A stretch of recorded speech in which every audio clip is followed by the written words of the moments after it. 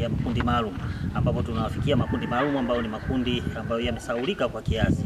Sisi ndio shughuli zetu kubwa, na hawa wote ambao mmewaona tumeongozana nao ama wana kikundi cha Voice of Hope ni watu ambao wamekubaliana wakiwa na lengo moja hilo la kuweza kusaidia ama kudili zaidi na jamii ya makundi maalum. Kwanza tunamshukuru Mungu sana kwa siku hii ya leo, ametuwezesha kwa sababu ni mipangilio ambayo ilikuwa kwa muda mfupi sana. Awali tulikuwa tumepanga, lakini mambo yakawa yameingiliana kutokana na namna ambapo mambo yalikuwa yanaenda hapo nyuma, lakini tukaamua kusogeza mbele na hatimaye leo tumeweza kufanikisha.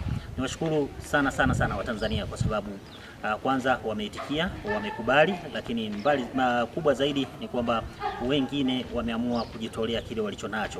Tumepokea mpaka shilingi 100. Hii yote ni tafsiri kwamba watu wanaelewa umuhimu na jukumu lao wao kama wanajamii kwa ajili ya kusaidia jamii hii ya makundi maalum.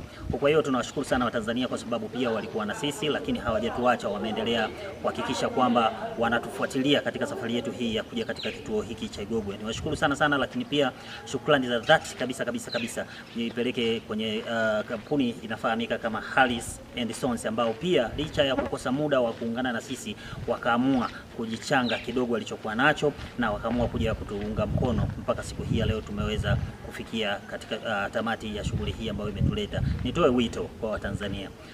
Hii kazi hata kwenye Biblia tumeagizwa sisi binadamu kwamba tuje tuifanye huku duniani, na hii ni moja kati ya ibada zilizokuwa kubwa na bora zaidi, hata vitabu vya dini vinaeleza hivyo. Kwa tafadhali tujitoe kwa namna yoyote, tufahamu kwamba haya makundi maalum wahusika wake wakubwa ni sisi, yani mimi hapa na wewe ambaye unaendelea kunitazama na kunisikia.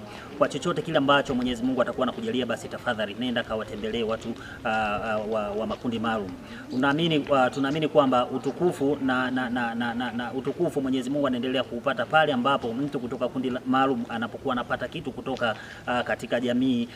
Kwa mfano wewe hapo unapokuwa unampelekea, basi utukufu Mwenyezi Mungu anaendelea kurejeshewa, na kwa Mwenyezi Mungu kupokea utukufu ina maana kwamba baraka pia zinakuwa zinaongezeka katika maisha yetu. Tuendelee kuvuna baraka kupitia makundi maalum, lakini pia nitoe wito kwa Watanzania tuendelee kudumisha amani na Mwenyezi Mungu awabariki sana. Asante. Matukio haya, huu ni mwanzo.